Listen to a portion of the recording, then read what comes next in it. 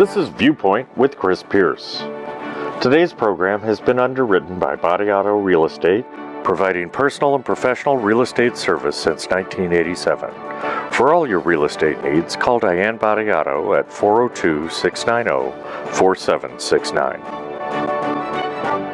Linda McDermott with Fricke & Associates is an independent insurance representative helping you with personal and business insurance as well as your long-term care, life, health, and retirement needs. Come join the conversation at PoliticalInsidersReport.com, Nebraska's source for local politics.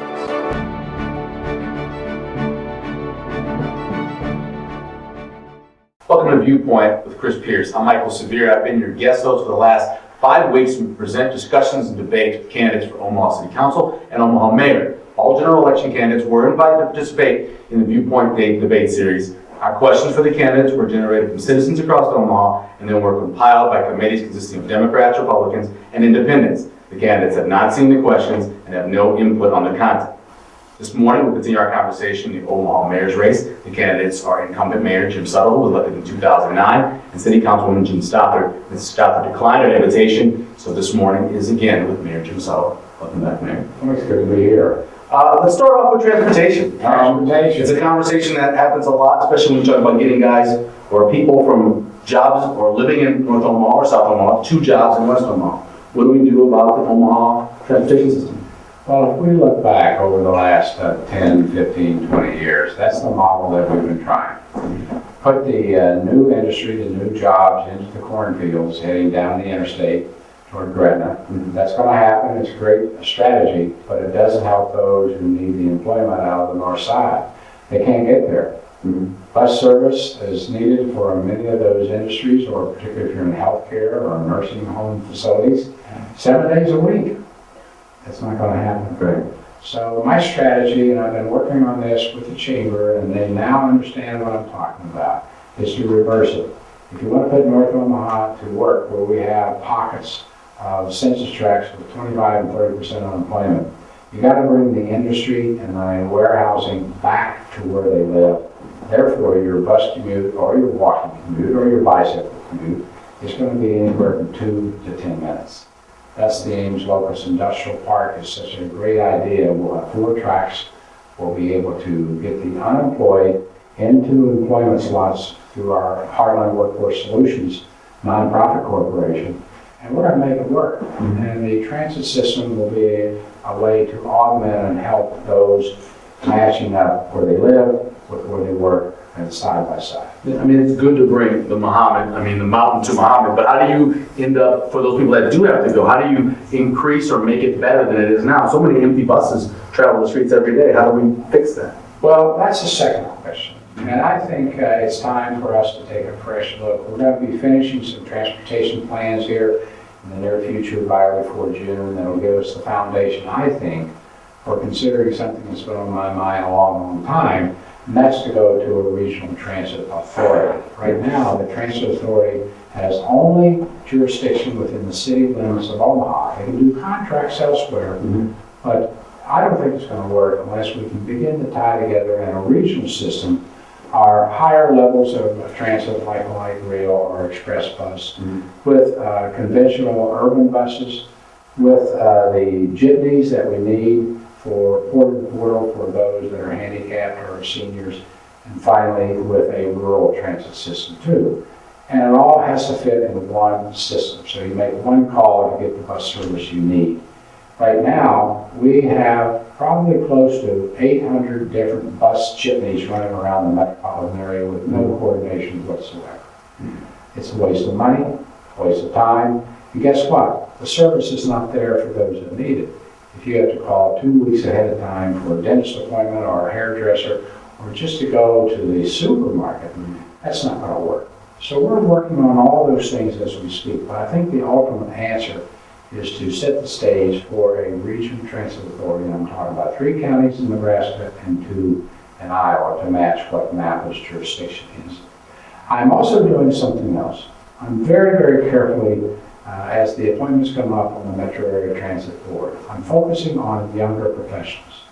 I found a bond with them in the early stages of when they were coming together, that transportation, and particularly transit, was one of their top priorities. And there seems to be such a keen interest on the part of these young people in their 20s and 30s that I will be looking at that pool of individuals to put into the seats on the transit board so we can start the process to figure out how we're going to go to the future with transit. We kind of addressed this a little bit, but I remember when you first were running for mayor, this is a number you gave, and it really shocked me what the unemployment rate was in the city and the state compared to North Omaha.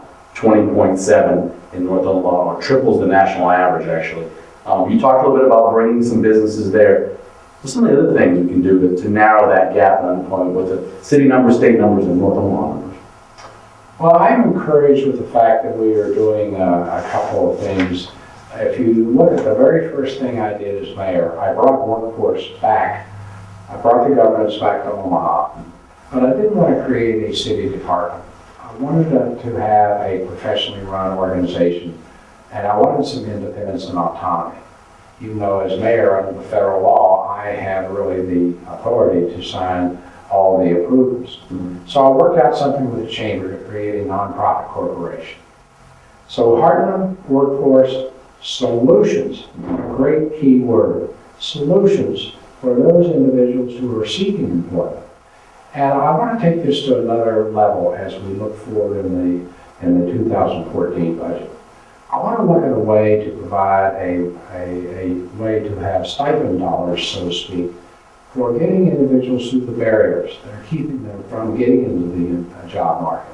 That may be daycare service. That may be getting a way to wean off the welfare concept. It may be looking at how to clean up a record from your, let's say, that's in the court system. Mm-hmm.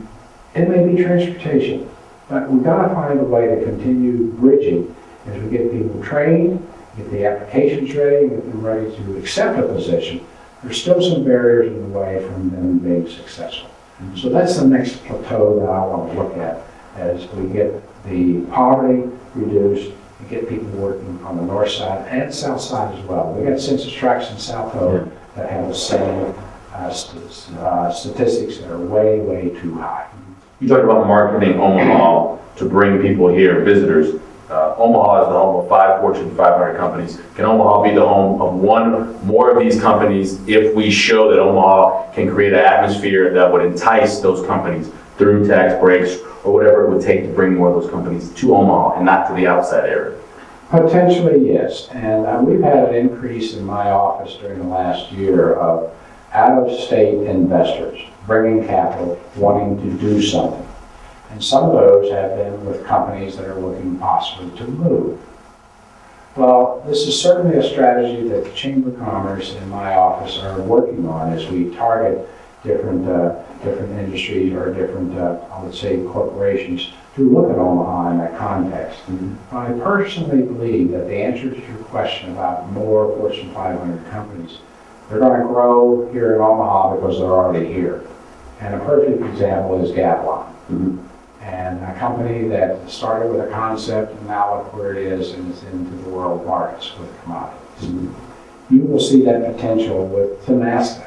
You'll see that potential with a host of other companies that are maybe in that tier down here that are ready to go to a higher plateau through acquisitions or through their own growth in the world markets.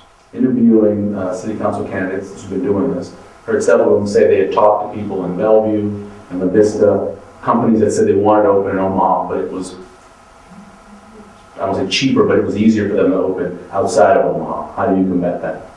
Well, I look at that two ways. We had TD Ameritrade move from Sarpy County, if you stop and think about it, right. A lot of their operations into a brand new 12-story office building in Old Mill. Mm-hmm.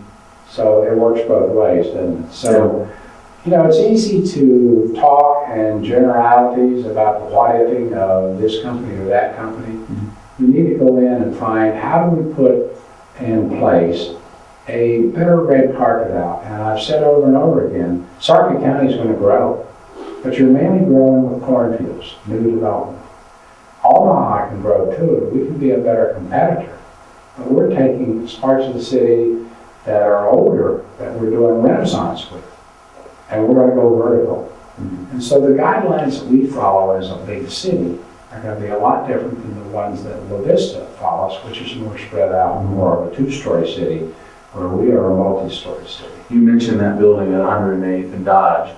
There were people in the legislature and locally that were upset about the way TIF money was used for those roads and the way that was established. Even people in the legislature saying that it was misused by the city council, giving them to TD Ameritrade for that. What do you think about that overall? Well, once again, we're dealing with rhetoric. The facts are the facts, and it took us a while to get all this put together between the Omaha Planning Department and Roger Morrissey in the assessor's office. But here's the story, and the stats are marvelous. TIF in Omaha is doing what it was designed to do. We've had some 67 different projects that have now been completed. Most of those didn't need the full 15 years on their debt service, is paid off earlier. But the key is the value of the property that the TIF was attached to and the buildings on it have gone up 800% to 1,000% in value. But that's the story. But the wording is blighted community or blighted area. That wasn't necessarily a blighted area over there. Do we need to remove that from the language? Well, of course we do, because it's got the stigma of the way you and I would define those words in Webster's dictionary. Right. When in fact they were put in the Constitution at a different time by the attorneys who looked at it in the context of what we were dealing with our cities at that time. And we did have a means to try and get areas of the city that had been, in essence, in major decay. But if you look at the guidelines that are in the Constitution, the 5 criteria, more and more the city is aging. So TIF applies in downtown Elkhorn. My administration did that.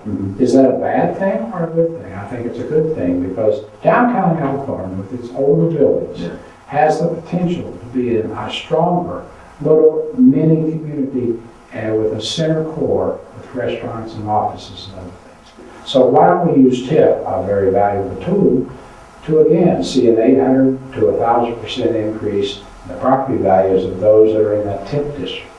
And that's what we're doing, and we're doing it the right way. And I'm sorry we're hung up on words, and that's all it is.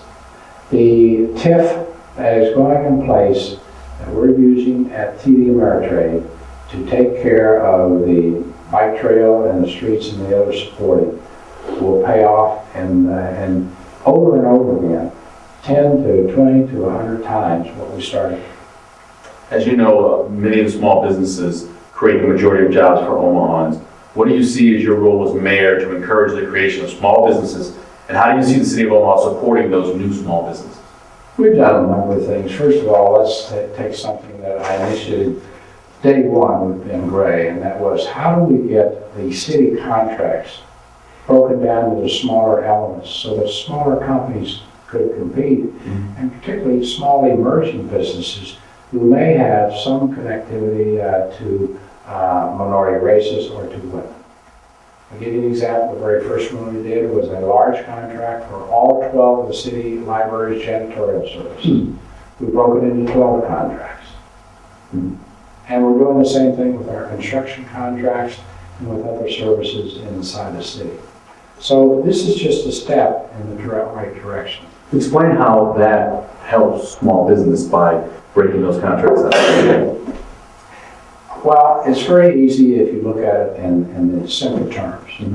If you're a small business, tell the city of Omaha what you do and tell us what your capacity for doing that is. Because out of that capacity question, we're going to be able to know what your bonding capability is, your bankability, your ability to get insurance, all the things that government demands be in place by anyone that signs a contract with you.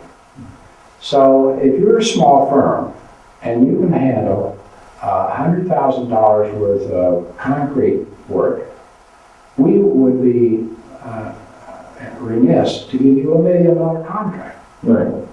Because you can't handle it. You can't handle it financially. You may eventually handle it. So let's start you off in building blocks. $100,000 now, because that's what you can get your bonding and insurance on. Get your cash flow working for you. Grow to $200,000, then $300,000. That was the intent of the program.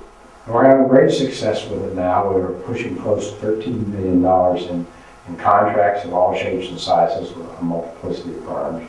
And I believe in the program because it works on one key point. It's the American way to do things in an open market competitive environment. So we're following the standards that have been set in this free market society of the country, only we're giving opportunities to smaller contractors and vendors to have a chance if they so seek city contracts. I want to take this one more step. We tried it once, it didn't work. We're going to try it again to expand this concept to the other government agencies, so OPPD and MUD and the Housing Authority and the schools and so forth, the Airport Authority. What I want to do is we, the city, will hold the registry, or we'll make the information available to all so that they can break their contracts up too. They'll just have to administer the contract. We'll administer all the upfront work for the qualifications. Currently, there are 4 city departments that have responsibilities in the area of economic development: Omaha Planning, Public Works, HR, and Omaha Convention and Visitors Bureau. Should economic development for the city of Omaha be consolidated an independent city department? Well, we used to have one. We used to have it back in the 70s. It was merged in the early 80s in the Boyle administration into the planning department. And then subsequent mayors after that just kind of let the chamber run with the flag representing the city. I don't know that we need a department. Right now, the main thrust I have is assembling the resources that we have in the city through the mayor's office, through my chief of staff. And that's how we bridge into the Chamber of Commerce. Me with David Brown and Steve Owens with Rod Moser. And it's working. Because every Thursday morning at 7:30 a.m., we combine whatever's going on that week with our individual connections to business and to investors and whatever into a common list. Then we work off that common list as we make things happen. This is the success story that we're having in the city and creating jobs. Look at last year, 12,000 new jobs created in the metropolitan area, and the mayor's office was deeply involved with the Omaha Chamber of Commerce in making that happen. Most of that occurred in the city limits. A lot of it occurred in Sarpy County, Douglas County, Council Bluffs. Currently, we have heard about development projects at Sterling Ridge, Crossroads Mall, and over the western part of the city. It seems there's development going on all around the city, but it seems the area of most need is North Omaha. Outside of the new North Omaha Locust and Ames Industrial Project, what are some of your goals for more business and even more job development in North Omaha? The concept for decades, ever since I've been in Omaha, I've been in Omaha now 43 years, was that we needed to promote commercial operations up 24th Street, up 30th Street, across Ames. Yeah. The problem is that the customers did not have a purchasing power to spend money in those stores. So it's backwards. This is something I know from my professional engineering and planning experience, that the core for your economy is your industry. That is why the Ames Locust is so crucial, because we've got a choice. Do we take the unemployed on the north side and give them $7 an hour flipping hamburger jobs? Or do we give them jobs in a warehouse or in light industry like Logier or light plastics, where it's $18 an hour, or $22 an hour, or $27 an hour? I submit to you it's the latter. Because once that happens, we'll be able to produce a purchasing power in the employees who didn't have a job last year, but now have a well-paying job that benefits this year. Then the commercial will come. Now, having said that, we've already made some strides anyway. We've got 2 new credit unions that are located at Ames and 33rd.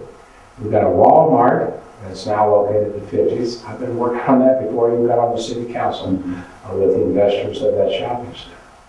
We've redone some things out at 72nd and Ames. I submit to you, you're going to see a lot of things being purchased and redone from 72nd and Ames all the way down to 30th and Ames. Drive by 30th and Ames as we speak. You'll see buildings being taken down for a new Buc-ee's. And once that happens, the old Buc-ee's is going to be taken over with another development for that corner. And And then hopefully that will spark the development that we've been hearing about and talking about, but we haven't got the financing for it yet, on the northeast corner of that same intersection. It's going to grow right down Ames. Look at what's happened to the old Hested's department store area. We've got some major renovations that are going on in there.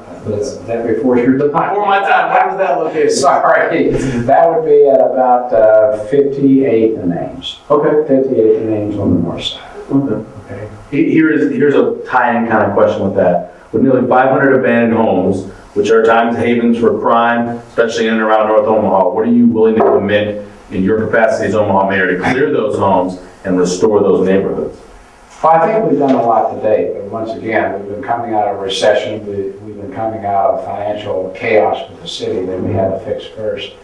We have some 6,000 vacant lots in North Omaha alone. We have 15,000 vacant parcels inside the freeway loop.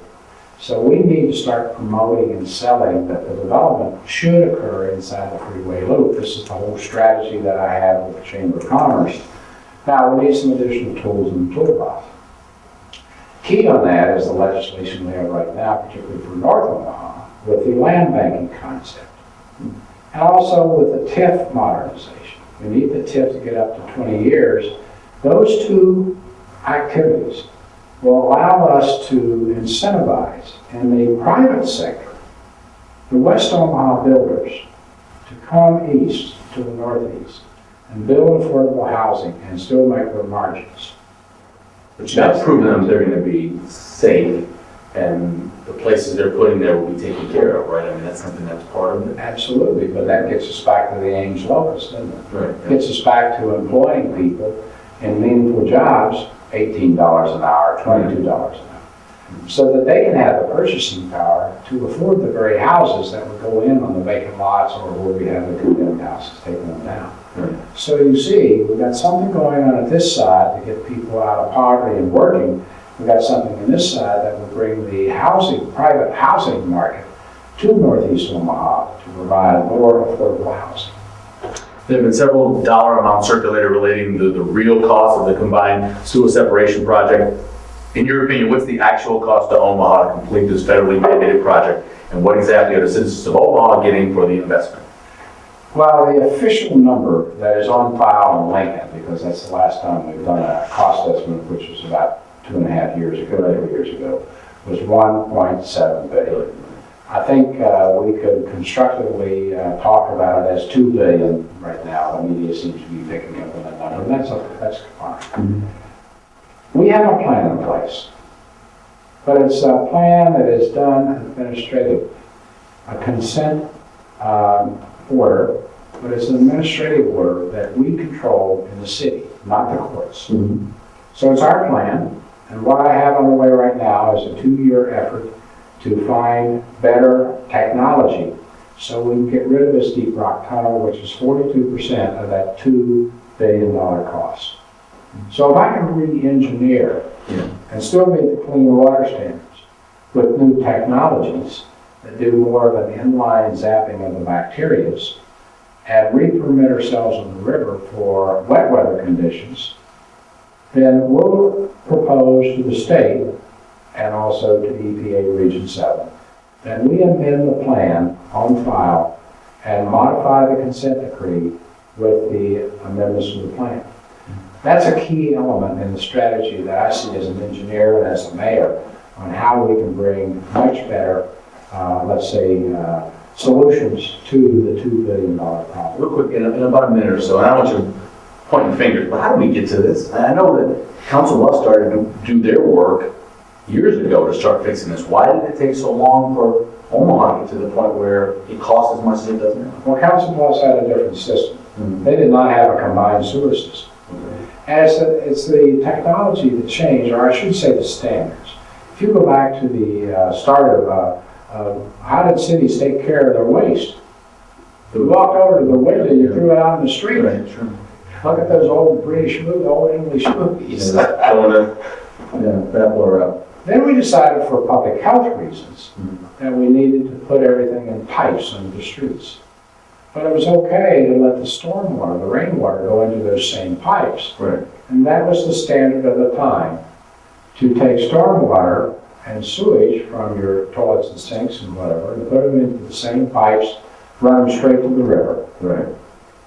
Then the government said, no, now you gotta have a treatment plant, primary treatment.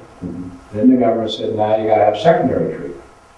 And now the government's come back and said, now you gotta separate those sewers. Right. That's how we got into this. So there are only two. How long ago was that? Oh, the clean, this portion of separating the sewers probably goes back about 10 years. About a decade. Yeah, about 10 years, 2004. Were we late getting started then? No, I don't think so. We're okay. I don't think so. There are only two cities in Nebraska that have combined storm and sanitary sewers. It's Omaha and Plattsburgh. Okay? Right. So we're, Omaha is in Plattsburgh. Our two 773 total jurisdictions who have this same problem coast to coast. Wow. Okay.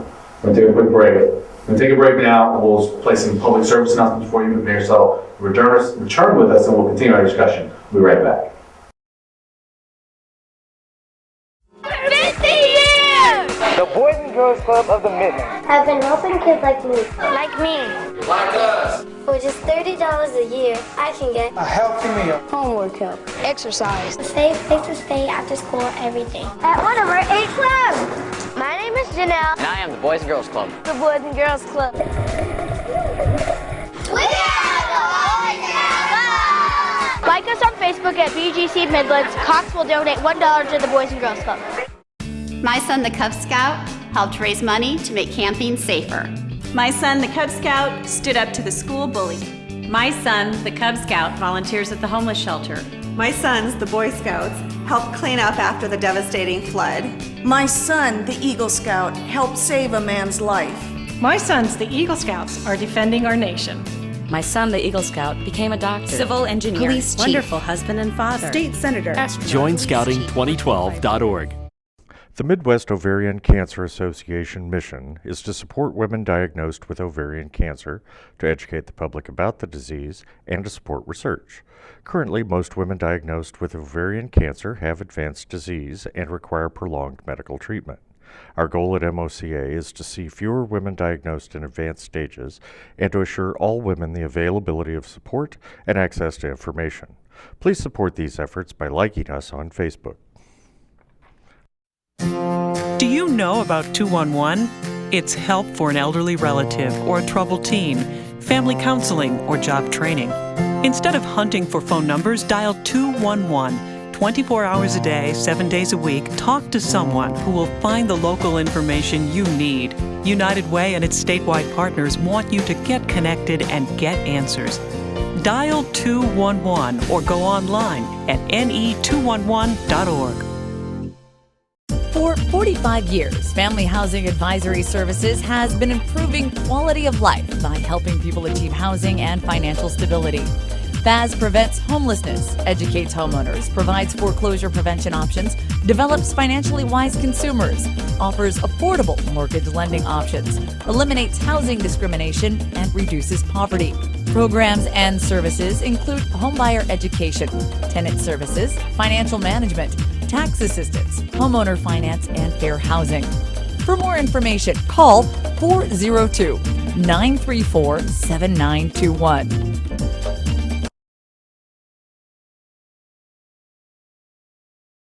Welcome back to Viewpoints 2013 Omaha City Election Debate Series. I'm Michael Severe, sitting in for Chris Pierce. We focused on the last 5 weeks on candidates running for Omaha City Council and Mayor. We'll continue our discussion of Omaha City Mayor's race. The candidates are incumbent Mayor Jim Suttle, who was elected to office in 2009, and City Councilman Gene Stothard. Mrs. Stothard declined our invitation, so still with us this morning is Mayor Jim Suttle.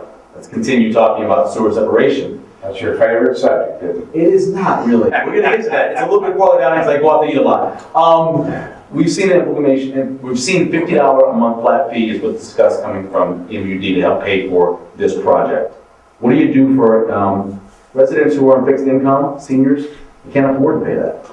Well, MUD and OPPD several years ago put in place a program to help those who were having trouble paying their bills. Right. So what we did about 3 years ago is we took the sewer issue as well, since it is a utility. And And so we work that into that particular program as well. So if you're an individual who is on a fixed income, having trouble paying all of your utilities, we will give you some assistance through that program to take care of your bill. Difficult process to go through? No. Just start in place, it's already working, and you really don't have to do anything different, except if you're on MUD, water and gas and sewage, you just work it through MUD. Let's do a rumor control, because part of this question, I love rumor control. Any chance that fee could climb above the 50 to as much as 150 a household? Well, we're continuing to do things. Right now, we have commissioned the University of Cincinnati Department of Economics to do a rate study for us and to really talk to us about the affordability question that I've been raising in the United States Congress and with the President and with EPA. And so those results will be coming back here in another month or so. We also are going to go through a new rate analysis. Keep in mind that utilities, be it OPPD, MUD, or whether it's a city sewer, for Omaha or anybody else, is a cost of service concept. So if you're tied into the system, your bill is based upon what you're doing and how you're using it. And that's the fair way to do it under the law, and that way we make sure everybody is treated equally. Recognizing that we have certain individuals who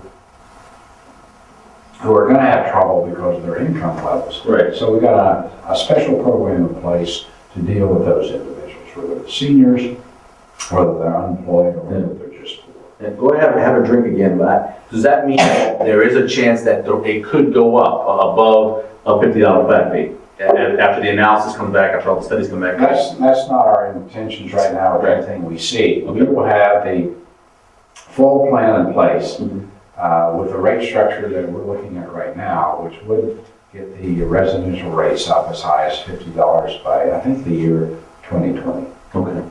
But that has to be approved through the city council, through public hearing process. So we still have proposals to put together on that.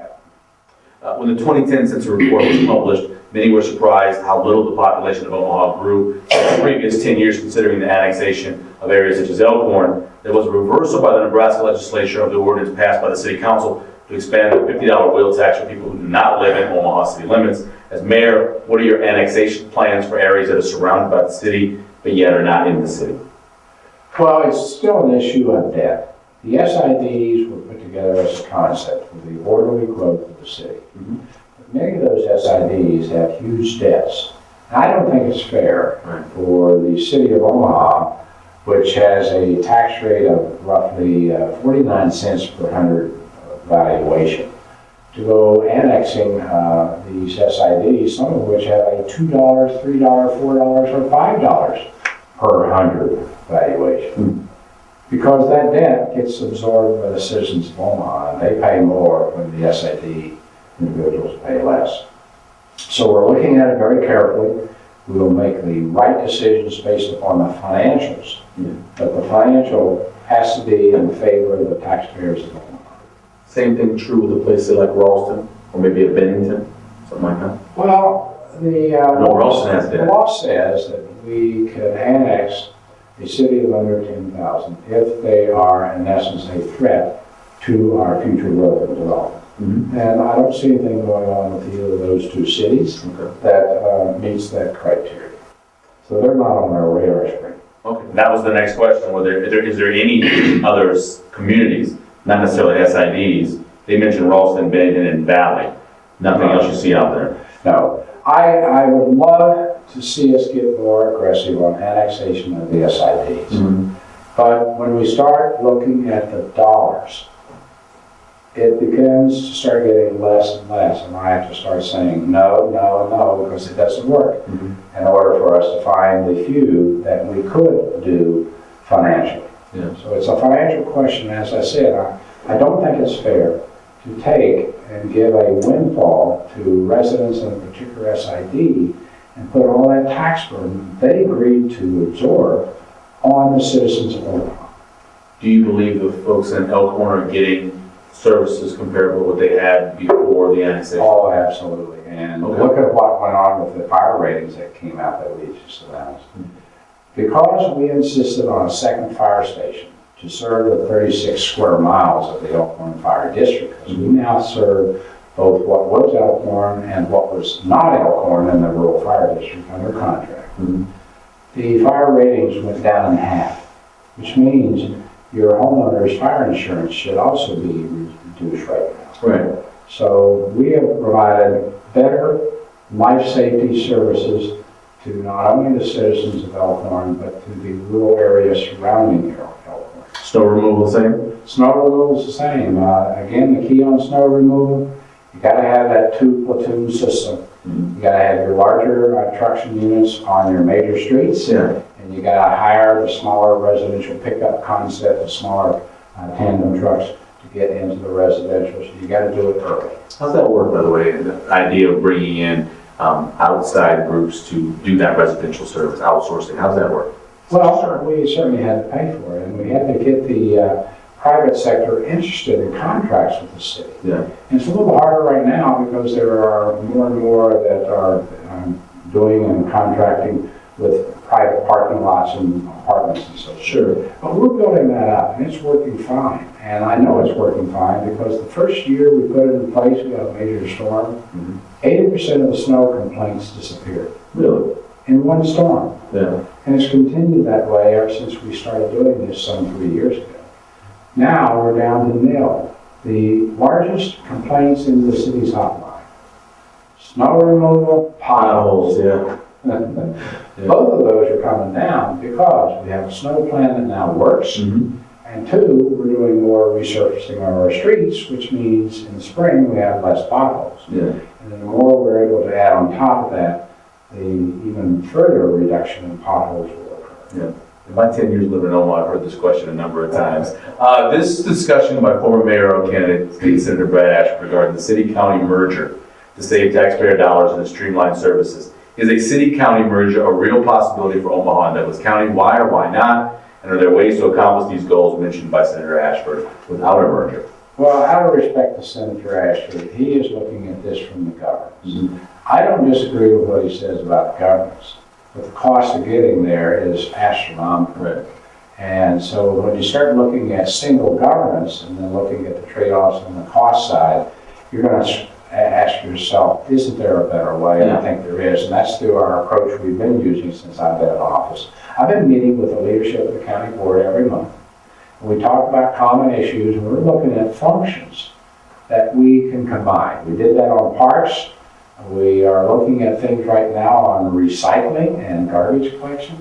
We're looking at the planning department merger. So we have a number of things that we're working with that I think we can certainly look at and do a better job.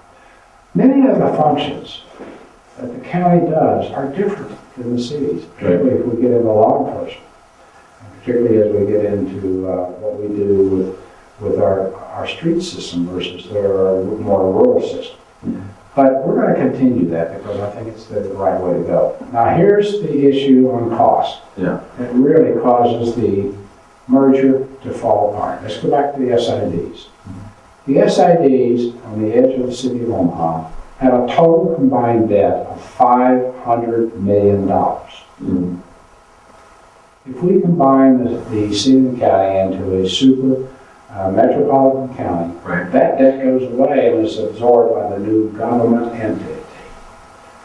That alone would mean a 20% increase in the property tax for all Omaha citizens. Wow. Right off the bat in order to take care of that debt. That's not the way to go. We've got to find a different way to address the debt of the SIDs, and there are other factors in this too. Then we can talk about this single governance. Didn't we vote on this at one point, on the merger of city county?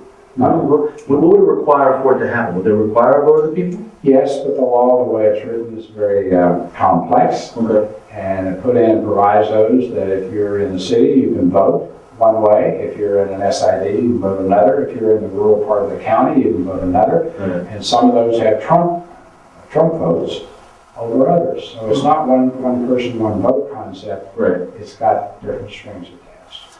We've heard quite a bit about the financial situation that Omaha was in when you took over, many of us remember that first year when the city was forced to close pools, libraries, and other community services. But it seems that Omaha is in a much better position financially than 4 years ago. Is Omaha in a stronger financial position? If so, how strong is the city financially? And what can we expect from your administration in terms of spending and tax policy?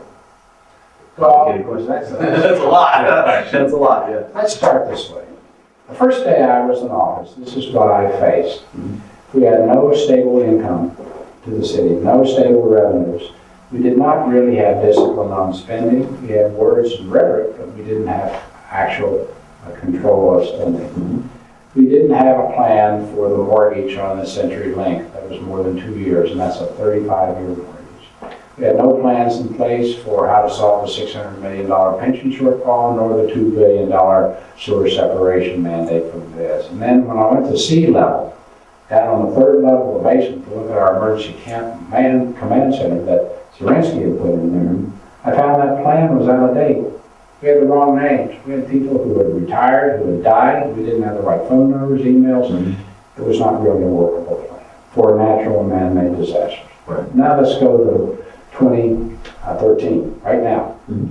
We have stable revenue in place. We have a discipline on our spending through our performance-based budgeting concepts. We were in the black, and we're going to stay there. And I know this system is working with that simple equation that I say all the time, that revenue minus your expenses should always be a positive number. That's the foundation of business. That's the foundation of any organization, whether it's a nonprofit, government, or whatever. So you have to follow it that way. And we're very strongly in the black, and we're going to stay there. And you'll hear more about this as we go through the weeks and days ahead. I know this is working because the citizens now see their libraries open, see the swimming pools open. Matter of fact, we've been working to extend the dates of the pools. They see their golf courses now functioning better. They see streets being resurfaced. They see the first responders there. And we also are seeing something else. Since I'm an engineer, I measure everything. The complaints coming into the mayor's hotline are just really so different. So different, in fact. There are less of them, and more compliments, that we've gone from 5 people when I started in office to 2.5 people as we talk right now. Wow. So I know this is working. But let's go to something else.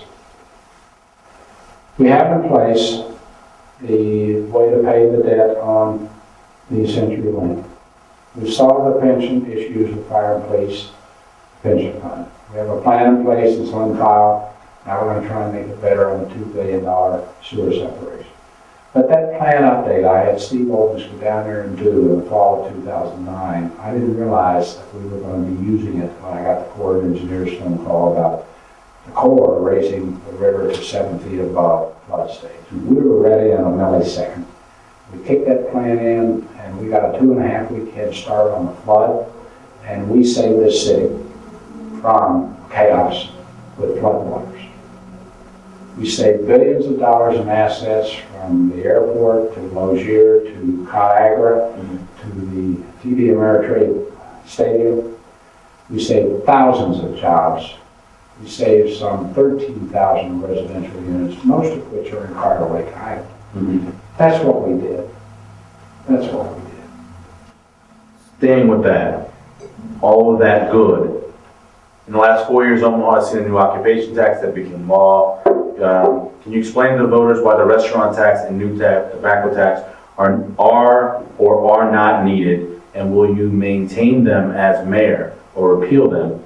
And how necessary are these to keep us in the black you're talking about? Well, let's go back to stable revenue, because I had no choices. I had no tools in the toolbox. Property tax revenue was doing this.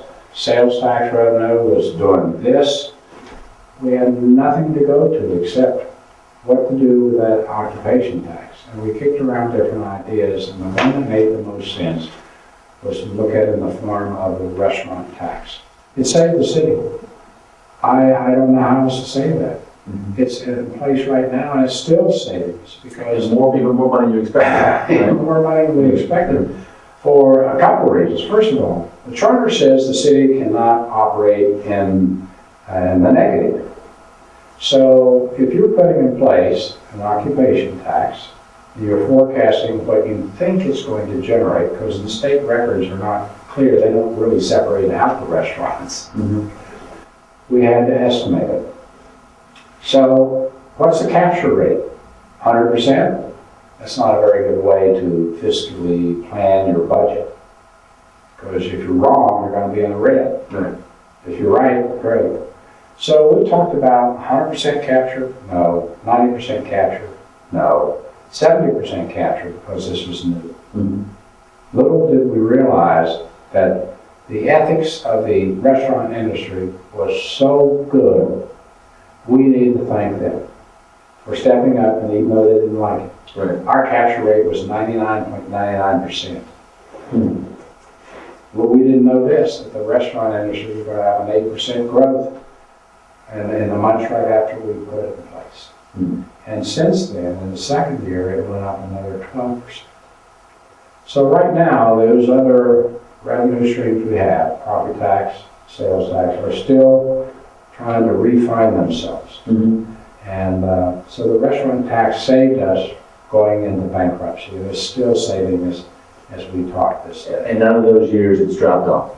No.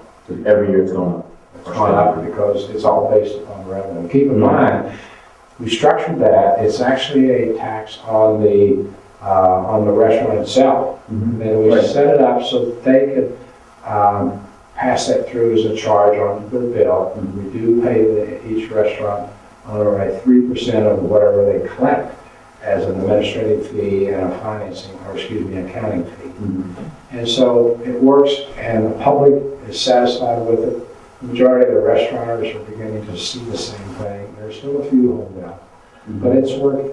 Another part of this that we've asked the question involved in this a lot of times is tobacco tax. And you've had several who run for city council that question that money going to Nebraska Medical Center or a cancer center. They have lots of money, they have endowments. Why is that money going there? Well, I think we have to look at the philosophy differences. So what I am is a progressive person. I look at progress. That's my whole life. How do we progress to the next plateau of whatever it is we're doing, whether it's engineering or services or whatever. So I look at our city the same way.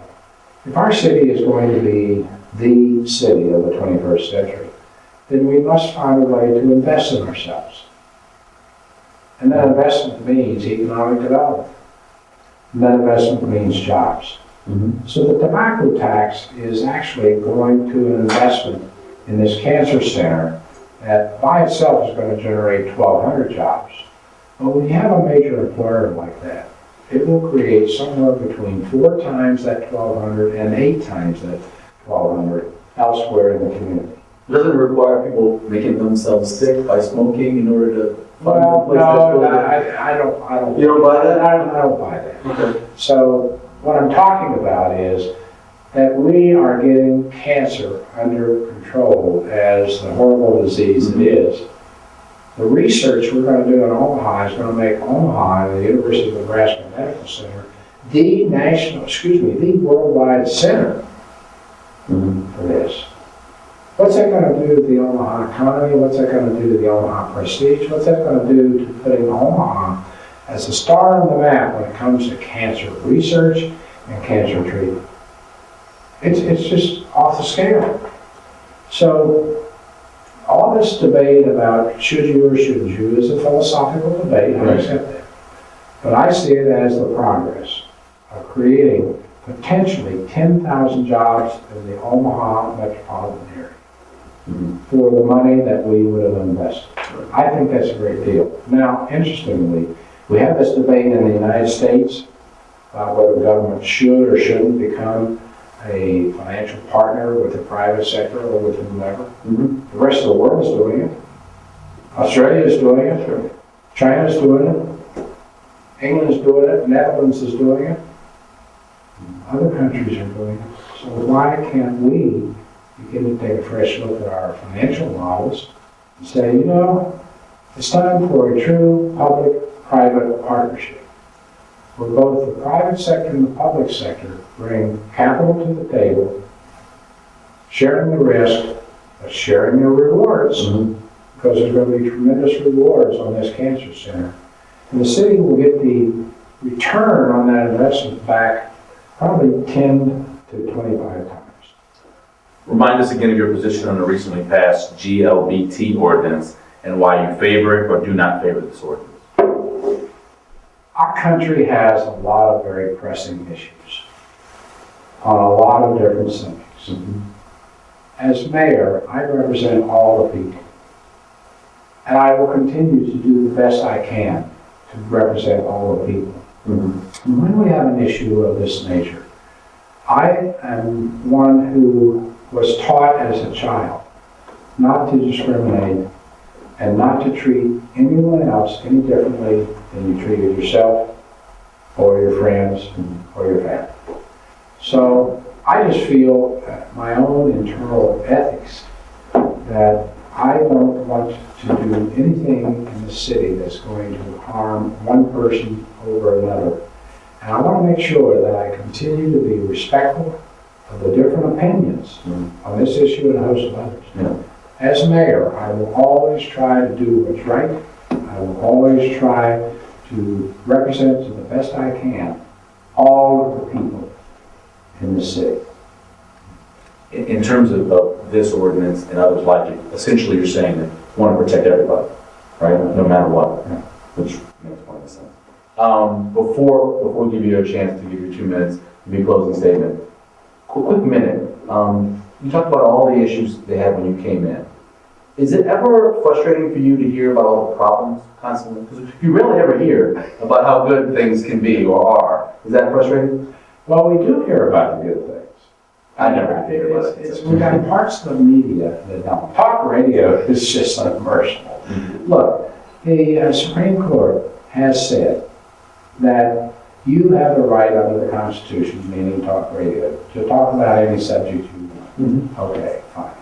But I, as mayor, also have a right under the First Amendment to talk about what I want to talk about. So I will talk about the good things that our city offers, the good quality of life. I will talk about the problems and the solutions we put in place because that list keeps growing.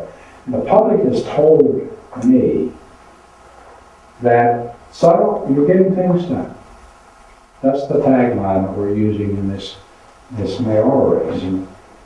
Jim Suttle, the mayor, is getting things done. We will continue to do that because it's the right thing to do.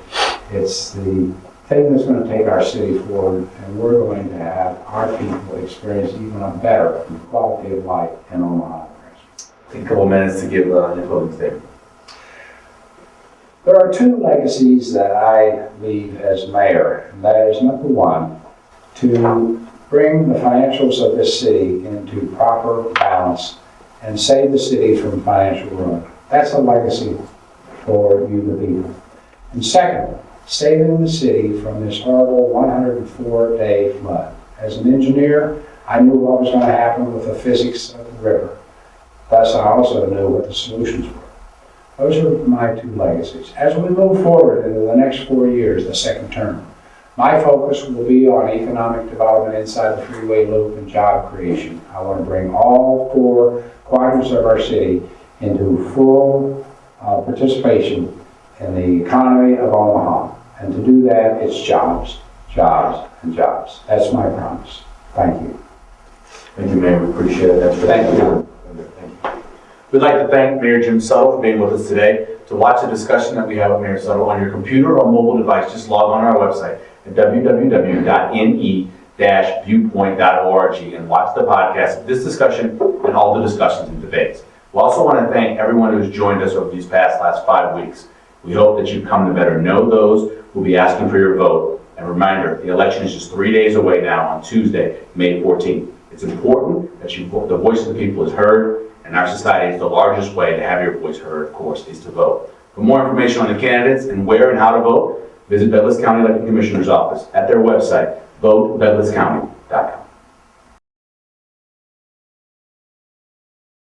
50 years! The Boys and Girls Club of the Midlands I've been helping kids like me. Like me. Like us. For just $30 a year, I can get a healthy meal, homework help, exercise, a safe place to stay after school every day. At one of our 8 clubs. My name is Janelle. And I am the Boys and Girls Club. The Boys and Girls Club.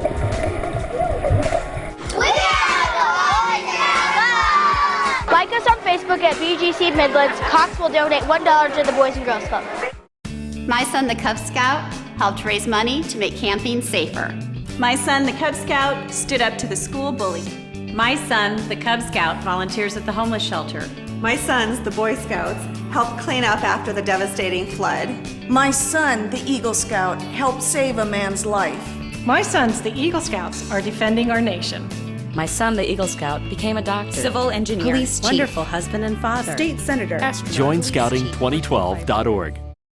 The Midwest Ovarian Cancer Association mission is to support women diagnosed with ovarian cancer, to educate the public about the disease, and to support research. Currently, most women diagnosed with ovarian cancer have advanced disease and require prolonged medical treatment. Our goal at MOCA is to see fewer women diagnosed in advanced stages and to assure all women the availability of support and access to information. Please support these efforts by liking us on Facebook. Do you know about 211? It's help for an elderly relative or a troubled teen, family counseling, or job training. Instead of hunting for phone numbers, dial 211. 24 hours a day, 7 days a week, talk to someone who will find the local information you need. United Way and its statewide partners want you to get connected and get answers. Dial 211 or go online at ne211.org. For 45 years, Family Housing Advisory Services has been improving quality of life by helping people achieve housing and financial stability. FAS prevents homelessness, educates homeowners, provides foreclosure prevention options, develops financially wise consumers, offers affordable mortgage lending options, eliminates housing discrimination, and reduces poverty. Programs and services include homebuyer education, tenant services, financial management, tax assistance, homeowner finance, and fair housing. For more information, call 402-934-7921.